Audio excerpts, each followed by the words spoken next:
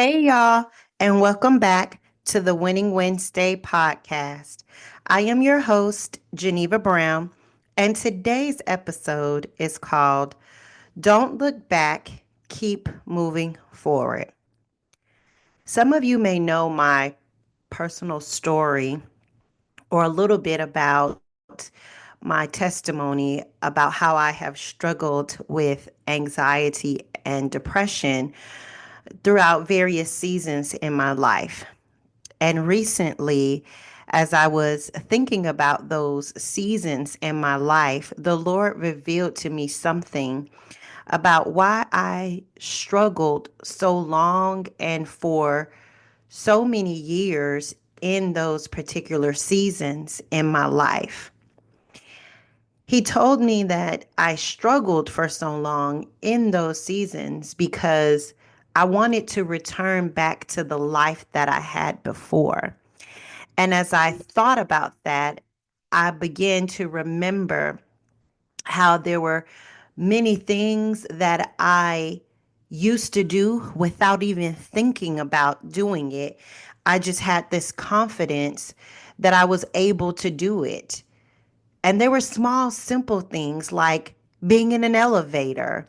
There was a time where I can just get in an elevator and not think about the walls closing in on me or something going to happen to me. There was a time when I can get in the car and I could just drive with, a long distance with no one else with me.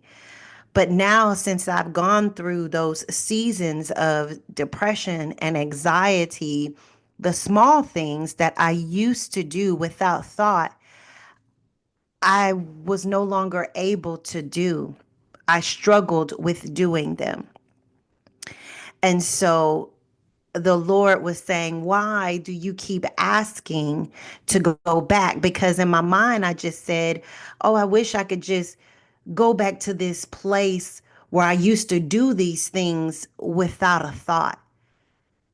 What I was asking God was to turn me back or return me back to a life where I actually did not trust Him, where I did everything on my own. So now, since experiencing these seasons of anxiety and depression, I have come to trust God and know that He will see me through these difficult seasons or these difficult things that I once just could have done.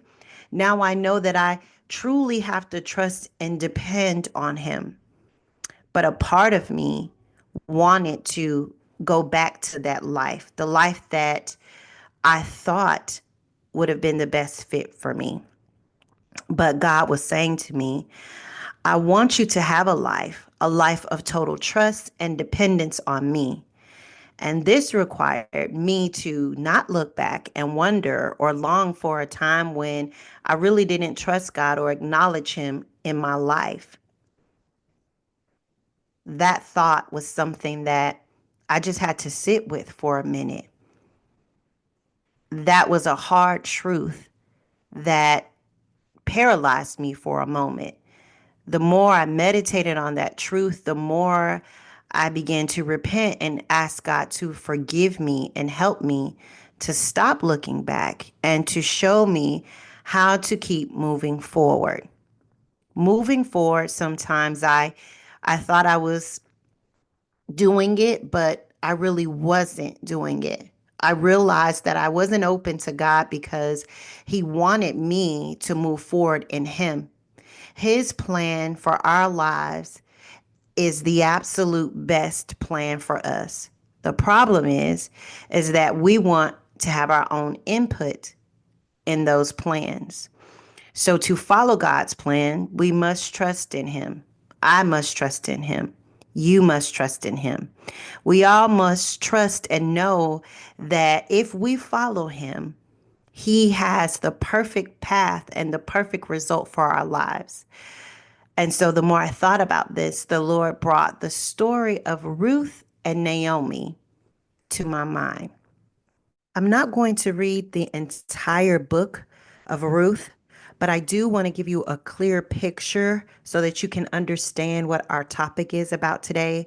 So I will be reading chapter 1 in its entirety in the book of Ruth to give you a clear picture and to set the stage for what it is that God was trying to share with me that I want to share with you.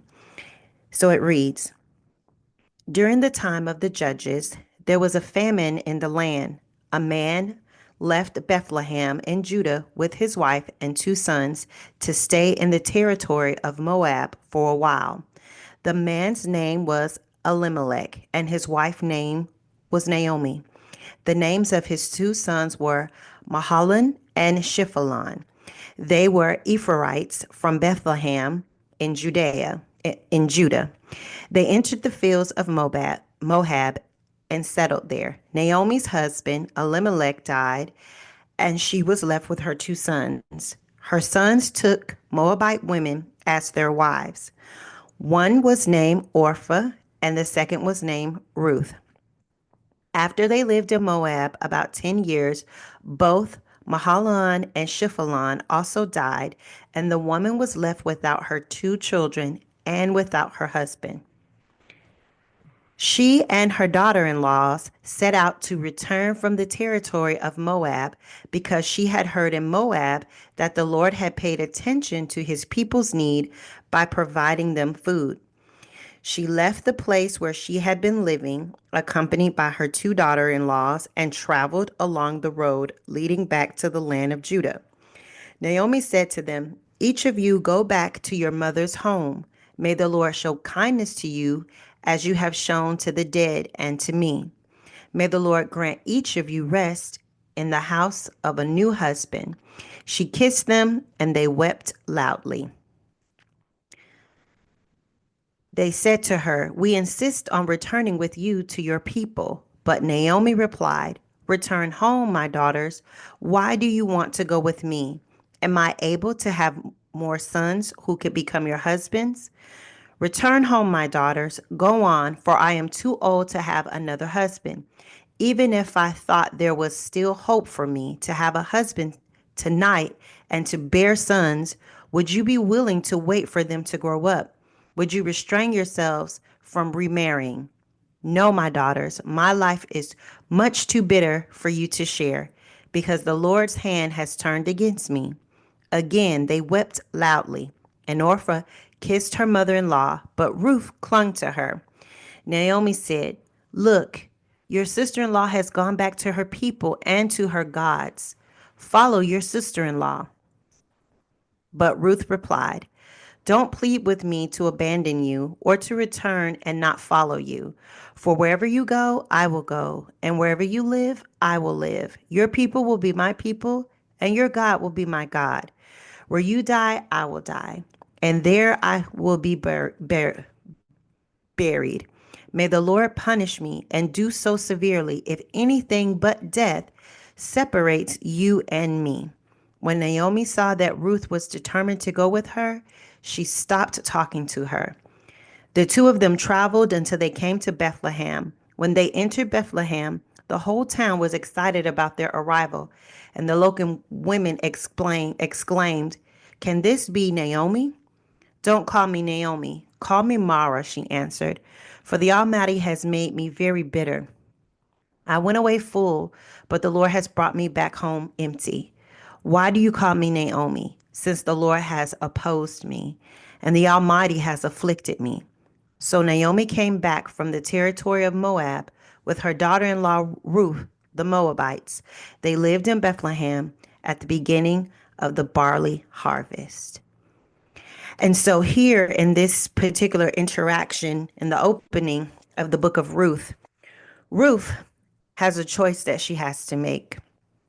Should she go back to the place where she was familiar with, where she felt secure, where she knew her family was there, where she knew everything was going to be all right? She already had some familiarity with going back. But there was something must have changed in her life while she was there with her husband. Those 10 years, something had to have changed in her life where she began to think differently, where she began to think to herself, I could go back, but what am I going back to? And I believe that God was showing me this. I believe that He was showing me that throughout Ruth's time with her husband, she began to know the true and living God. Although she could have went back to that familiar place, she decided to just keep moving forward. She already knew what it would have been like if she would have gone back there. But there was something else. Her mind, her heart has now been enlightened to this new life. And as Naomi told her and Orpha to go back to their gods, little gods, Gods, not capital God, the only one and true and living God. She knew back then about those gods. I knew back then about those gods that I had in my own life that I put above the one true and living God. And how is it that I can ask God to take me back to that place where I would break my relationship that I have now with Him? And so Naomi, she did not want to break away from the truth that is now living in her life. She did not want to go back. So I'm telling you, I'm telling someone out there, don't look back. Keep moving forward. I want to share a word of encouragement with someone who is faced with a decision to make. You're looking at your situation and you're saying, I know what it was like before. I know I could go back there, or if I can even have a portion of that. No, you don't need any part of that former life. But what you do need is to keep moving forward. I encourage you to take some time while you're contemplating if you are going to go back or if you are asking God to even take you back somewhere. I encourage you to take some time and consider, what would it really be like going back to that life? Would it really be a life of self-fulfillment and familiarity? Is that the life that you really want? Or do you want the life that God is calling you to have? A life of faith and total hope and total trust in Him. A life that will require you to move forward. Even when you don't know all the details, He knows all the details and He will reveal them to you as you begin to take those steps forward, one step at a time. The choice is yours, but you must choose if you're going to go back or if you're going to move forward. That is the Winning Wednesday word. If today's word has encouraged you or motivated you or uplifted you in any way today, would you consider sharing the Winning Wednesday podcast with someone today? Thank y'all for listening, and I'll see you in the next one.